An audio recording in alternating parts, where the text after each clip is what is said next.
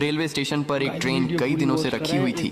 एक बड़ा कबूतर उस पर अपना घोंसला बनाता है, फिर उसी घोंसले में अंडे देता है और कुछ दिनों में अंडों से नन्हे चूजे निकलते हैं। कबूतर खुश था। एक दिन कबूतर दाना लेने जाती है, तभी अचानक ट्रेन चल पड़ी और काफी दूर निकल गई। जब कबूतर आती तो देखती है कि ट्रेन वहां नहीं होती है। कबूतर अपने बच्चों को हर तरफ ढूंढने लगती है। ट्रेन जा चुकी थी। कबूतर उदास एक पेड़ पर बैठी होती है। तभी वही ट्रेन उसी स्टेशन पर वापस आई।